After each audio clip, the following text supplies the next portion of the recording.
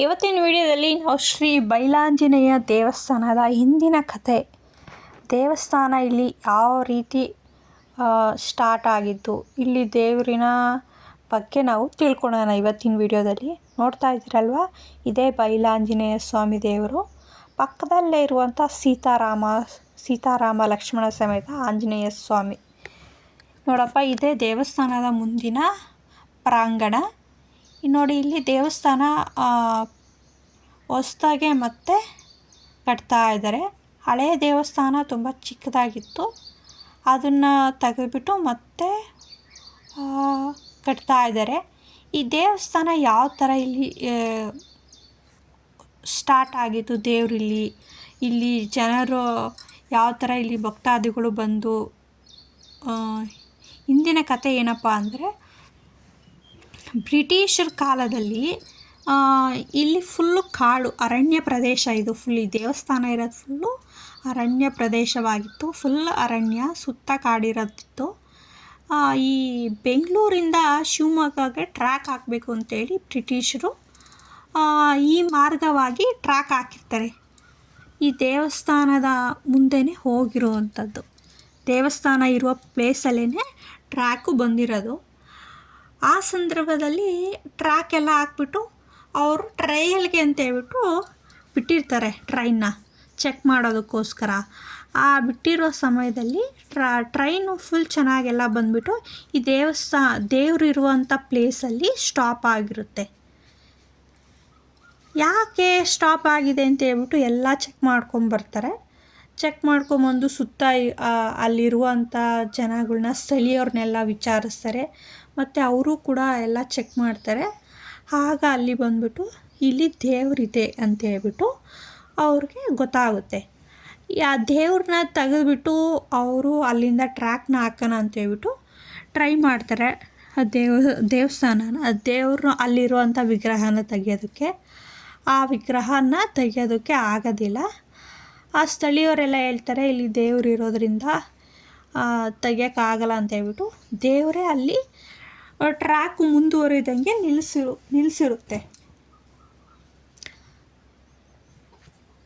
ಆದ್ದರಿಂದ ಆವಾಗ ದೇವಸ್ಥಾನದ ಹಿಂದೆಯಿಂದ ಟ್ರ್ಯಾಕ್ನ ಮತ್ತೆ ಅವರು ಫಿನಿಷ್ ಮಾಡ್ಕೋತಾರೆ ವರ್ಕ್ಸ್ ಎಲ್ಲ.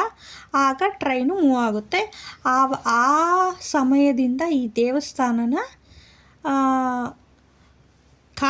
ಕಾಡು ಪ್ರದೇಶದಲ್ಲಿರೋದ್ರಿಂದ ಬೈಲಾಂಜನೇಯ ಸ್ವಾಮಿ ದೇವಸ್ಥಾನ ಎಂದು ಪ್ರಸಿದ್ಧವಾಗುತ್ತೆ. ಆ ದಿನದಿಂದ ಇಲ್ಲಿಯವರೆಗೆ ಪ್ರತಿನಿತ್ಯ ಪೂಜೆ ಪುನಸ್ಕಾರ ಎಲ್ಲ ನಡೀತಾ ಇರುತ್ತೆ. ನೋಡಿ, ಇಲ್ಲಿ ಈಗ 2-3 ವರ್ಷದಿಂದ ದೇವಸ್ಥಾನನ ಹೊಸ್ದಾಗೆಲ್ಲ ಮತ್ತೆ ಕಟ್ತಾ ಇದ್ದಾರೆ. ಒಳಗಡೆ ನೋಡಿದ್ರಲ್ಲ, ನಾವು ಸ್ಟಾರ್ಟಿಂಗು ಅಲ್ಲಿ ದೇವ್ರ ವಿಗ್ರಹನ ಇನ್ನೂ ಏನೂ ಕದಲಿಸಿಲ್ಲ, ಅದೇ ಪ್ಲೇಸಲ್ಲಿದೆ. ದೇವಸ್ಥಾನ ಎಲ್ಲ ಕಟ್ತಾ ಇದ್ದಾರೆ ಹೊಸ್ದಾಗೆ.